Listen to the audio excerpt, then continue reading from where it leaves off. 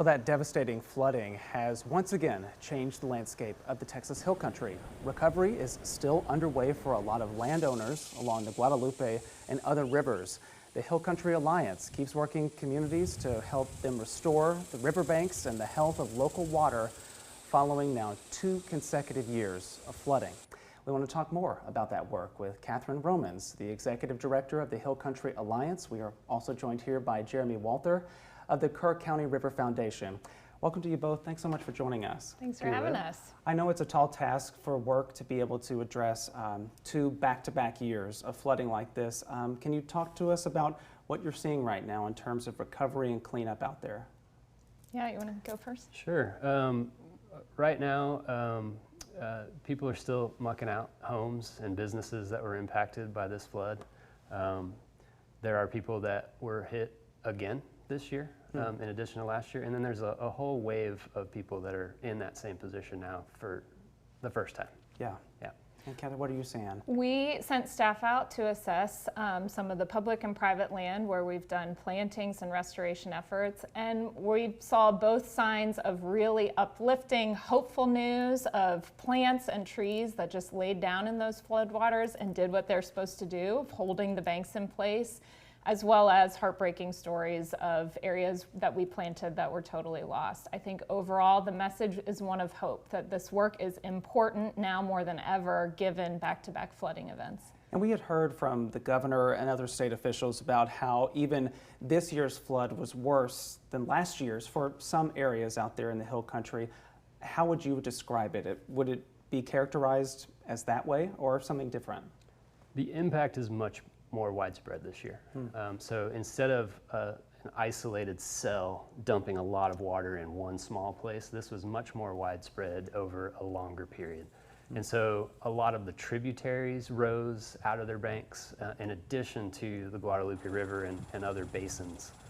Everything rose all at once. And of course, we're seeing the flood impacts across the entire region, whereas last year we had the Guadalupe River, some tributary creeks here in Travis County and in Burnett County that had huge impacts. Now we're seeing historic floods on the Llano, the Pedernales, the Nueces, and beyond. So a lot more landowners impacted, a lot of messages of riparian restoration that we need to get out there. Okay, I guess that then leads to the question about what the work looks like to be able to help with some of that recovery. So if you don't mind just maybe filling in that blank.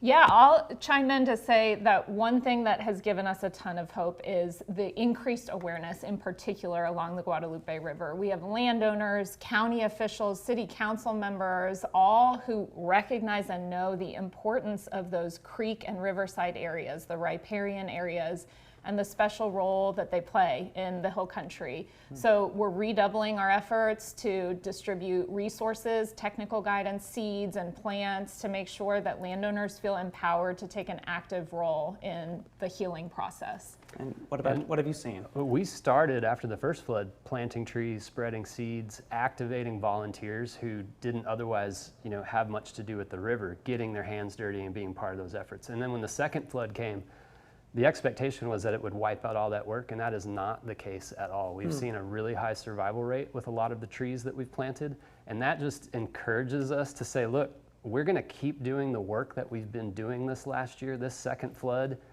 is just a little setback, and we're going to keep going. You're leading right into my next question. I mean, what kind of message does that send to be able to see that those things were resilient, even despite the huge floodwaters that came?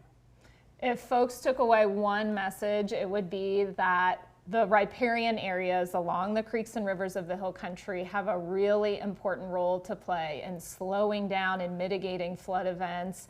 And what happens, or what does that better than anything else, is plants. We need grasses, shrubs, trees of all ages and sizes to really hold the banks in place, because the Hill Country is prone to these flood events. This is not a new occurrence. Yeah, as we've seen back-to-back years now. What does the restoration work look like? Are there certain projects that are kind of in the pipeline right now that people can point to and say, may I be able to help out even? Multiple projects. One of our restoration partners is the San Antonio Botanical Garden. They have a multi-million-dollar effort to replant tens of thousands of cypress trees and other trees along the Guadalupe River corridor.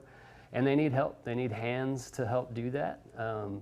And so additional planting efforts, we also have monitoring programs where folks can use their phones to go take photos of the river and the tributaries to help monitor that progress. Okay. And the Hill Country Alliance is planning events for this fall, once some of this heat dissipates a little bit, to do more broadcasting of native riparian seeds, giving out more plants, and doing more training for landowners, residents, and volunteers alike to get their hands involved in the restoration process. Well, we'll put in a good word with our weather team here to hopefully send some of that cool weather your way and get that Please work do. underway too. Well, Catherine Romans is the Executive Director of the Hill Country Alliance, and Jeremy Walther is of the Kerr County River Foundation. Thank you both for joining us here in person, and good luck with the work that's going to happen here moving forward. Thank you. Thank you. Thank you.